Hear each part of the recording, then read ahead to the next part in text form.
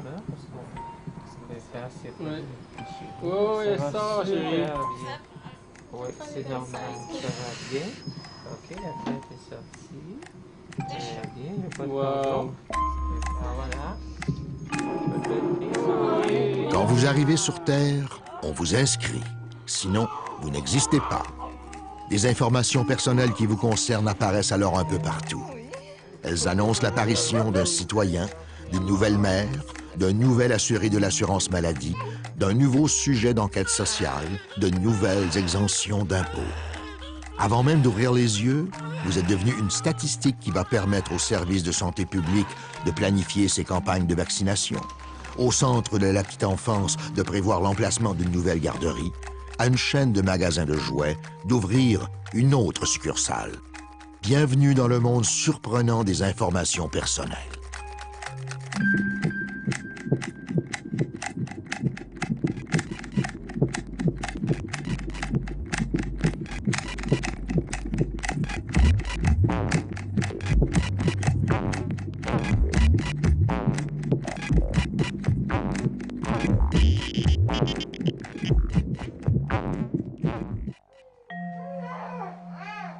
À Montréal, nous avons croisé Jérôme.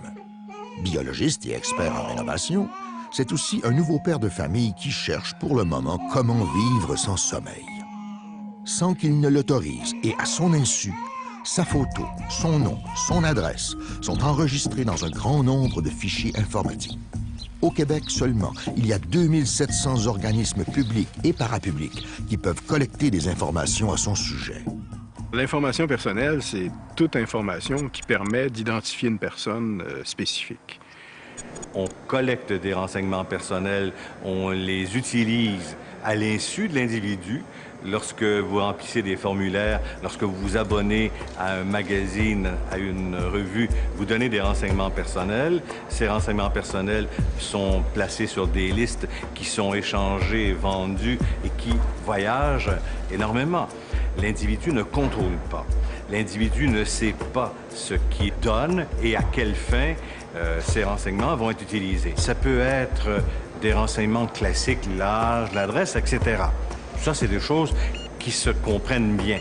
Mais les fameux identifiants, des chiffres qui correspondent à un individu, les numéros de votre carte de crédit, par exemple, c'est un identifiant important. Et ça permet de zoomer sur un individu et de le cerner. Mathieu vit à Londres. Il est célibataire, ingénieur en informatique et vidéographe. Comme pour Jérôme, le gouvernement, les agences et une foule de compagnies privées ramassent, analysent et conservent des informations qui le concernent. L'État est incapable de gérer des programmes sociaux sans renseignement personnel. Est-ce qu'il va donner des pensions à tous ceux qui la réclament, qui n'y ont pas droit, qui vont la réclamer 2 fois? Alors, le gouvernement est obligé d'avoir des renseignements. C'est une des conséquences majeures de la naissance de l'État-providence. L'entreprise, elle, cependant, à la différence de l'État, veut avoir des renseignements personnels pour vous connaître, pour vous fidéliser, pour employer le beau terme de marketing, c'est-à-dire pour vous suivre, pour vous offrir de nouveaux produits, pour avoir une relation d'affaires plus importante, plus payante avec vous. À Los Angeles, Marissa est passée en coup de vent. Comédienne, elle devait faire sa mise en forme, s'occuper de quelques achats, rencontrer un producteur et en fin d'après-midi prendre un vol pour Tokyo où un tournage l'attendait.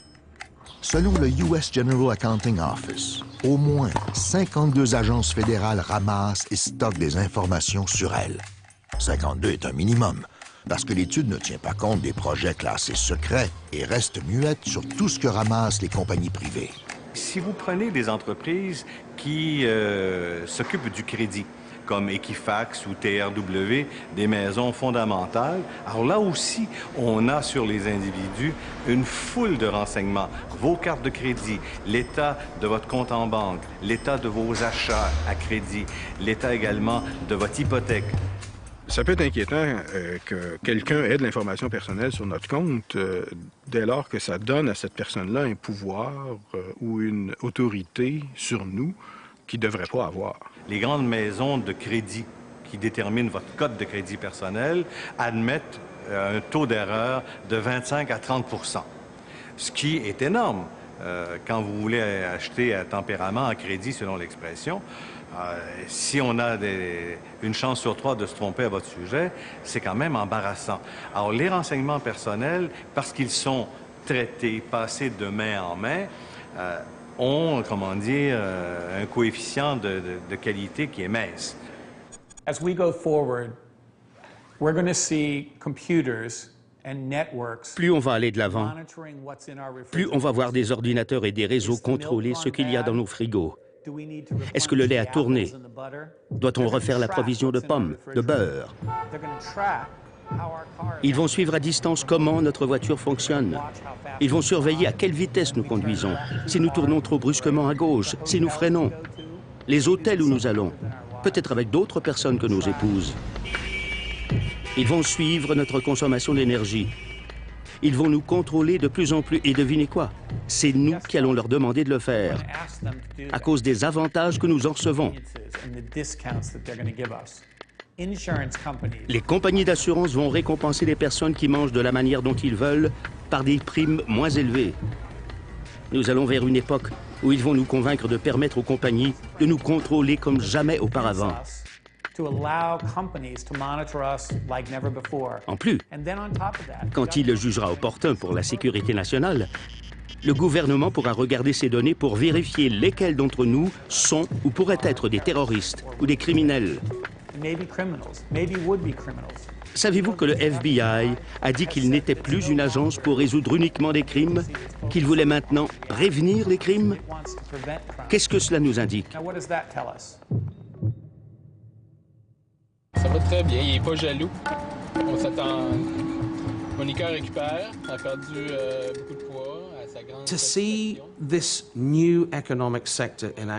Pour avoir une idée de ce qui se passe dans ce nouveau secteur économique, vous n'avez qu'à regarder le domaine des communications, les téléphones cellulaires.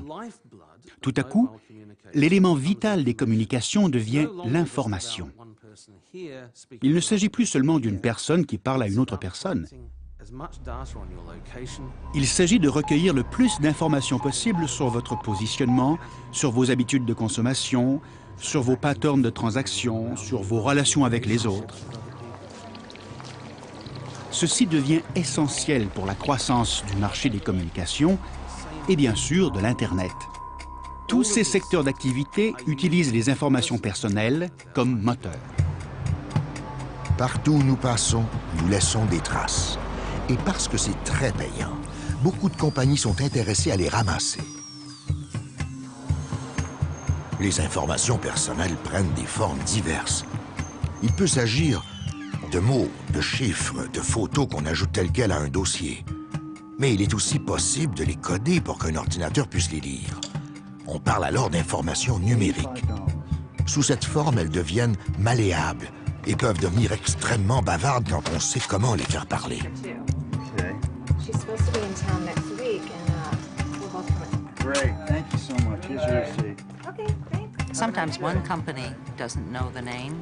Quelquefois, une compagnie ne connaît pas le nom, elle connaît le modèle. Une autre compagnie ne connaît pas l'adresse, mais a une foule de données. Tous ces systèmes communiquent et assemblent un profil. Alors on ne peut pas dire qu'une compagnie doit être capable d'identifier un individu pour que ce soit de l'information personnelle. Si vous pouvez rassembler les morceaux dans un profil, alors c'est de l'information personnelle.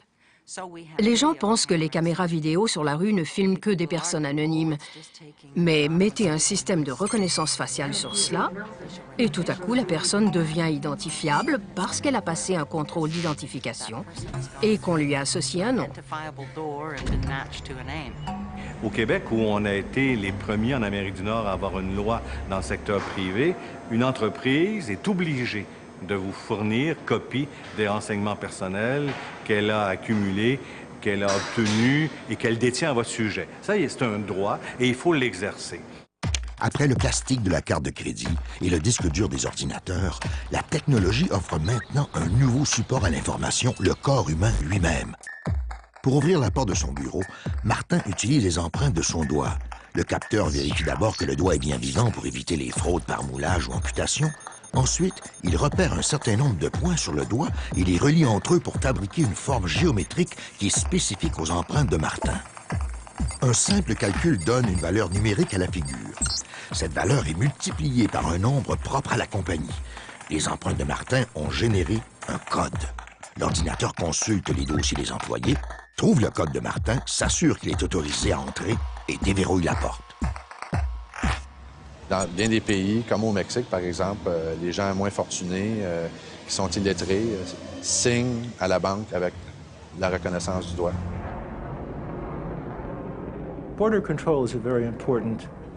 Le contrôle des frontières est un domaine très important pour tous les pays qui essaient de contrôler les déplacements et l'identification des voyageurs. Selon l'ICAO, le passeport du futur sera un passeport capable de reconnaissance faciale. Vous aurez alors une photo haute résolution qui permettra à un logiciel de vérifier avec une grande fiabilité si vous êtes un sujet indésirable malgré vos documents de voyage.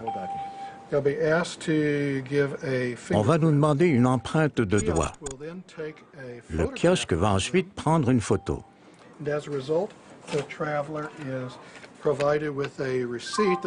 Le voyageur recevra alors un reçu qu'il devra conserver. Ce sera un document légal contenant de manière codée son empreinte digitale et l'image de son visage.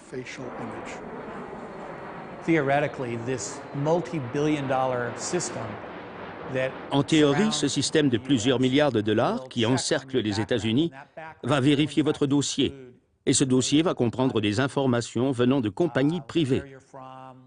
D'où vous venez, la maison que vous possédez, et ainsi de suite. Ça va prendre des années pour se développer complètement, mais nous amasserons des informations sur des gens partout dans le monde. Ceci est une image de votre visage en 3 dimensions. Les points verts sont différents points de mesure. Il montre la longueur de votre nez, d'ici à ici, les ailes de votre nez, qui sont ces 2 points. Ces points donnent une image en 3 dimensions, en utilisant de la même manière les mesures de vos yeux, de votre bouche et des autres traits de votre visage. Je pense qu'aujourd'hui, nous sommes prêts pour un changement. Passer d'une préoccupation d'intimité à une préoccupation de protection pour nous-mêmes, nos voisins, nos enfants et petits-enfants. Notre problème est celui-ci. S'il y a un besoin majeur d'améliorer la sécurité et la vérification d'identité pour nos petits-enfants, alors nous devons le faire maintenant. Parce que ça doit commencer avec une collecte d'informations de la naissance à la mort. Nous avons une décision fondamentale à prendre sur la protection de notre vie privée versus la volonté de voir notre gouvernement nous surveiller. Chacun de nous a droit à son opinion. La mienne est que nous n'avons pas d'autre choix que d'établir pour nous-mêmes l'équivalent d'un système de passeport international. Ceci deviendra éventuellement un document légal d'identification. Ce n'est qu'une question de temps.